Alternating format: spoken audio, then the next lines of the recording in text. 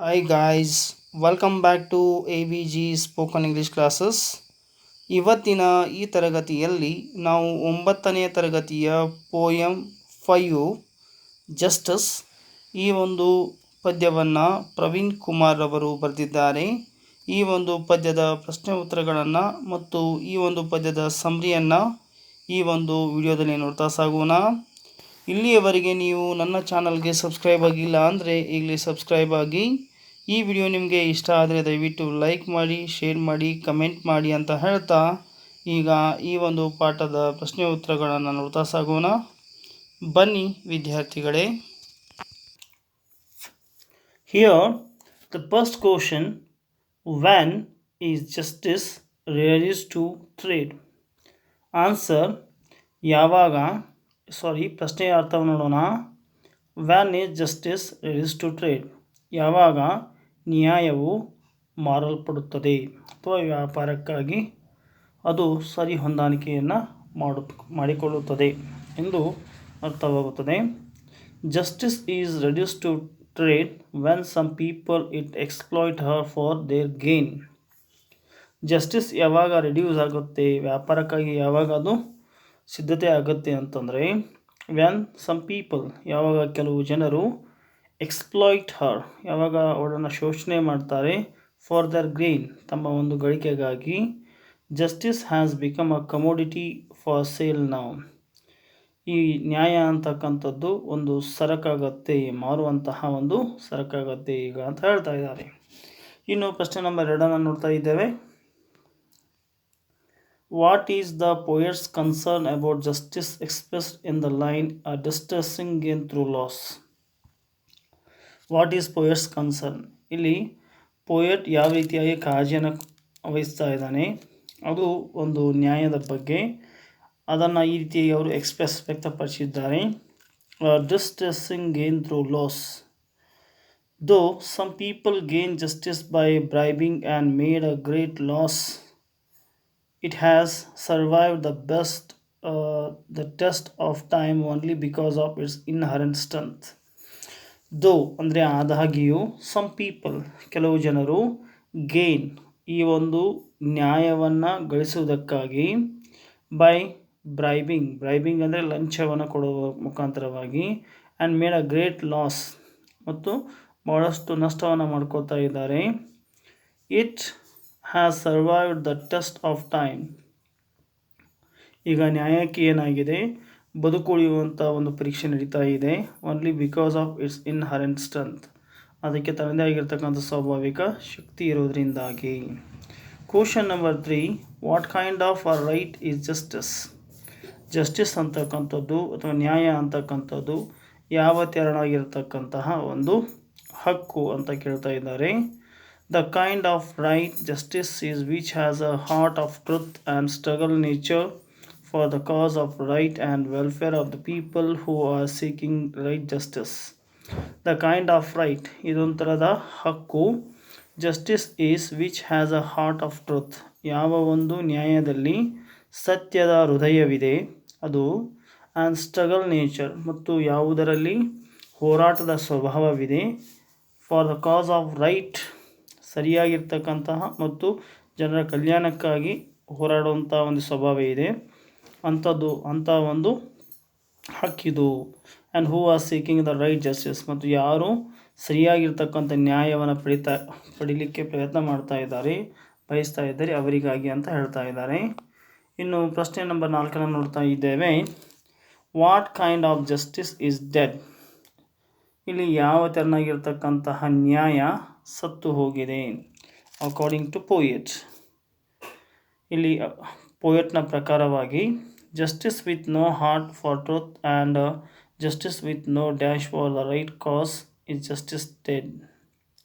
Justice with no heart of truth, ಯಾವ ಒಂದು ನ್ಯಾಯದಲ್ಲಿ ಸತ್ಯವಿಲ್ಲ, and justice with no dash for the right cause, ಯಾವ ಒಂದು ನ್ಯಾಯಕ್ಕಾಗಿ ಹೋರಾಟವು ನಡೀತಾ ಇಲ್ಲ, ಸತ್ಯದ ಒಂದು ಹೋರಾಟಕ್ಕಾಗಿ, ಆ ಒಂದು ನ್ಯಾಯ ಈಗಾಗಲೇ ಸತ್ತು ಹೋಗಿದೆ.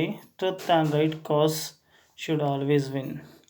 ಒಂದು ನ್ಯಾಯ ಜಯಿಸಬೇಕಾದ್ರೆ ಅದರಲ್ಲಿ ಸತ್ಯ ಇರಬೇಕು, ಸರಿಯಾಗಿರ್ತಕ್ಕಂಥ ಕಾರಣ ಇರಬೇಕು ಅದು ಗೆಲ್ಲಲಿಕ್ಕೆ. Otherwise they are died. ಇಲ್ಲದೆ ಹೋದರೆ ಅದು ಸತ್ತ ಹಾಗೆ. ಇನ್ನು ಪ್ರಶ್ನೆ ನಂಬರ್ 5 ನೋಡ್ತಾ ಇದ್ದೇವೆ ಸ್ನೇಹಿತರೆ. Here the question number 5, how does the poet describe justice? ಇಲ್ಲಿ ನ್ಯಾಯವನ್ನು ಕವಿ ಹೇಗೆ ವರ್ಣನೆ ಮಾಡಿದ್ದಾನೆ? Justice is a great quality of life value. ಜೀವನ ಮೌಲ್ಯಗಳಲ್ಲಿ ಈ ನ್ಯಾಯ ಅಂತಕ್ಕಂಥದ್ದು ಬಹಳ ಮಹತ್ವವಾಗಿರ್ತಕ್ಕಂಥ ಮತ್ತು ಒಂದು ಮಹಾನ್ ಗುಣವಾಗಿದೆ. ಬಟ್ ಆದರೆ ಅನ್ಫಾರ್ಚುನೇಟ್ಲಿ, ದುರದೃಷ್ಟವಶಾತ್, ಇನ್ ದ ಪ್ರೆಸೆಂಟ್ ಡೇಸ್, ಈ ಒಂದು ಪ್ರಸ್ತುತ ದಿನಗಳಲ್ಲಿ, justice has become a commodity of sale for some people. ಈ ಒಂದು ನ್ಯಾಯ ಅಂತಕ್ಕಂಥದ್ದು ಕೆಲವು ಜನರಿಗೆ ಮಾರುವ ಸರಕಾಗಿ ಪರಿಣಮಿಸಿದೆ. ದೋ, ಆದಾಗಿಯೂ, there are immortal attacks on justice. ಈ ಒಂದು ನ್ಯಾಯದ ಮೇಲೆ ಬಹಳಷ್ಟು ಏನಾಗ್ತಾ ಇವೆ, ಈ ಇಮ್ಮಾರ್ಟಲ್ ಅಂತಂದರೆ ಇಮ್ಮಾರಲ್, ಅನೈತಿಕವಾಗಿರ್ತಕ್ಕಂಥ ದಾಳಿಗಳು ನಡೀತಾ ಸಾಗ್ತಾ ಇವೆ. It was survived the test of time only because of its inherent strength. ಈಗ ಈ ನ್ಯಾಯ ಅಂತಕ್ಕಂಥದ್ದು ಬದುಕುಳಿಯುವಂಥ ಒಂದು ಪರೀಕ್ಷೆಯಲ್ಲಿ ಒಳಗಾಗಿದೆ. ಏಕೆಂದರೆ ಅದು ತನ್ನದೇ ಆಗಿರ್ತಕ್ಕಂತಹ ಒಂದು ಸ್ವಭಾವತಃ ಸಹಜವಾಗಿರ್ತಕ್ಕಂಥ ಶಕ್ತಿಯನ್ನು ಹೊಂದಿದ್ದು. C is cool like ice and like a rock. ಅವಳು ಈ ಒಂದು ಮಂಜುಗಡ್ಡೆಯಂತೆ ತಂಪಾಗಿದ್ದು ನೋಡಲಿಕ್ಕೆ ತುಂಬ ದೊಡ್ಡ ಒಂದು ಬಂಡೆಗಲ್ಲಿನಂತಿದ್ದಾಳೆ ಅಂತ ಹೇಳ್ತಾ ಇದ್ದಾರೆ. ಯಾವುದು ನ್ಯಾಯ ಅಂತಕ್ಕಂಥದ್ದು. Some people bribe and influencer. ಕೆಲವು ಜನ ಏನು ಮಾಡ್ತಾ ಇದ್ದಾರೆ, ಲಂಚದ ಮುಖಾಂತರವಾಗಿ ಮತ್ತು ಪ್ರಭಾವವನ್ನು ಬಳಸೋದ್ರ ಮುಖಾಂತರವಾಗಿ ನ್ಯಾಯವನ್ನು ಪಡಿತಾ ಇದ್ದಾರೆ. This hardship makes her no more justice. ಈ ರೀತಿಯಾಗಿರ್ತಕ್ಕಂತಹ ಏನು ನಾವು ಪಡೆಯಲಿಕ್ಕೆ ಪ್ರಯತ್ನ ಮಾಡ್ತಾ ಇದ್ದೀವಿ ನ್ಯಾಯ ಅಂತಕ್ಕಂಥದ್ದನ್ನು, ಆವಾಗ ಅದು ನಿಜವಾದ ನ್ಯಾಯ ಆಗಿರೋದಿಲ್ಲ. She is chained with a bribe and greed. ಇವತ್ತು ಏನು ಹಣ ಇರ್ತಕ್ಕಂಥ ವ್ಯಕ್ತಿಗಳಿದ್ದಾರೆ ಈ ಜಗತ್ತಿನಲ್ಲಿ, ಅವ್ರು ಏನು ಮಾಡ್ತಾ ಇದ್ದಾರೆ, ತಮ್ಮ ಒಂದು ಲಂಚದಿಂದ ಮತ್ತು ದುರಾಶೆಯಿಂದ ಏನು ಮಾಡ್ತಾ ಇದ್ದಾರೆ, ಈ ಒಂದು ಜಸ್ಟಿಸ್ ಅನ್ನೋದನ್ನು ಕಟ್ಟಿ ಹಾಕ್ತಾ ಇದ್ದಾರೆ. She is pulled out as fish out of water. ಅವಳ ಒಂದು ಪಾಪ್ಯುಲರ್ ಮೂಡ್ನಿಂದ ಇವತ್ತು ಅವಳು ಹೊರಗೆ ಬಂದಿದ್ದಾಳೆ.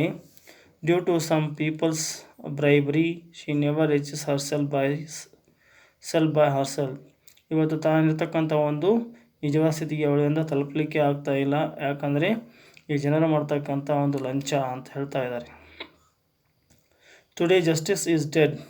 ನಿಜವಾಗಲೂ ಇವತ್ತು ನ್ಯಾಯ ಅಂತಕ್ಕಂಥದ್ದು ಸತ್ತು ಹೋಗಿದೆ. Because she has no heart for truth. ಅಲ್ಲಿ ನ್ಯಾಯದಲ್ಲಿ ಸತ್ಯವಿಲ್ಲ. She does not struggle for the right cos.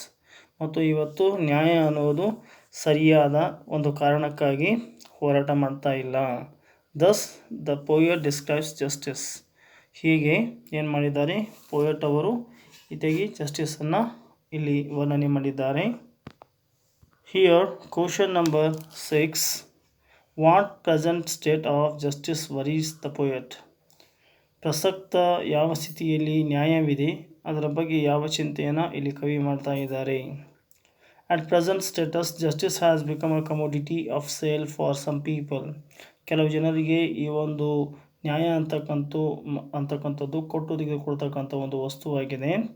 She shackle to greed and bribe. ಈ ಒಂದು ಲಂಚ ಮತ್ತು ದುರಾಶೆಯಿಂದ ಅವಳನ್ನು ಕಟ್ಟಿ ಹಾಕುವಂಥ ಪ್ರಯತ್ನ ನಡೆದಿದೆ.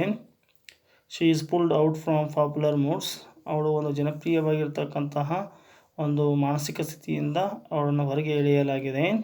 She has become dead. ಅವಳು ಈಗ ಸತ್ತು ಹೋಗಿದ್ದಾಳೆ ನ್ಯಾಯ ಅಂತಕ್ಕಂಥದ್ದು. As she has no heart for truth. ಇವತ್ತಿನ ಒಂದು ನ್ಯಾಯದಲ್ಲಿ ಸತ್ಯವೇ ಇಲ್ಲ. And no reaction of the struggle for the right cause. ಮತ್ತು ಸರಿಯಾದ ಕಾರಣಕ್ಕಾಗಿ ಇವತ್ತು ನ್ಯಾಯಕ್ಕಾಗಿ ಹೋರಾಟ ನಡೀತಾ ಇಲ್ಲ. This present status of justice what is the poet. ಈ ಪ್ರಸಕ್ತ ಸನ್ನಿವೇಶ ಏನು ಮಾಡ್ತಾ ಇದೆ, ಕವಿಯನ್ನು ಚಿಂತೆಗೀಡು ಮಾಡಿದೆ. Read and appreciate questions are there. Read yourself and write in your fair. The poet compares justice to gold stains ice rock. Why?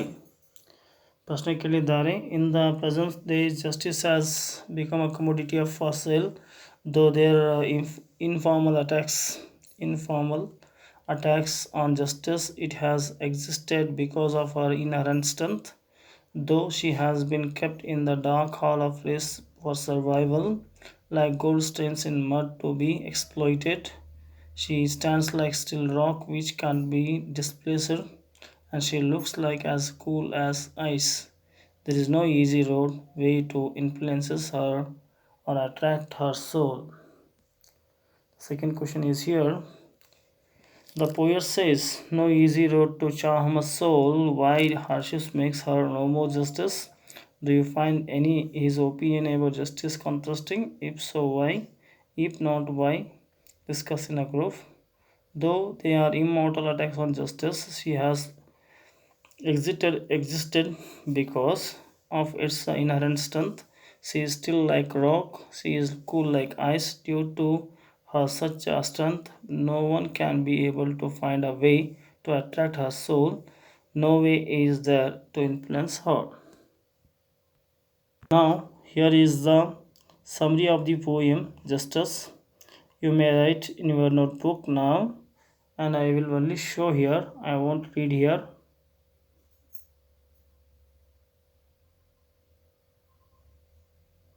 Please write in your book if you want. Otherwise, you read it and left it.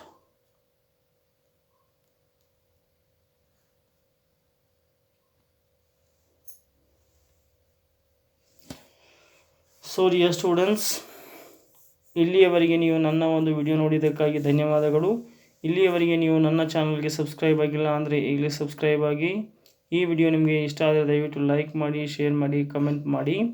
ವಿಶೇಷವಾಗಿರ್ತಕ್ಕಂತಹ ಒಂದು ಸೂಚನೆ, 8, 9 ಮತ್ತು 10ನೇ ತರಗತಿಯ ಎಲ್ಲ ಪಾಠಗಳು, second ಲ್ಯಾಂಗ್ವೇಜ್ನ ಎಲ್ಲ ಪಾಠಗಳು ನನ್ನ ಚಾನಲ್ನಲ್ಲಿ ಲಭ್ಯವಿದ್ದು ಆಸಕ್ತ ವಿದ್ಯಾರ್ಥಿಗಳು ಅವುಗಳನ್ನು ವೀಕ್ಷಿಸಬಹುದಾಗಿದೆ.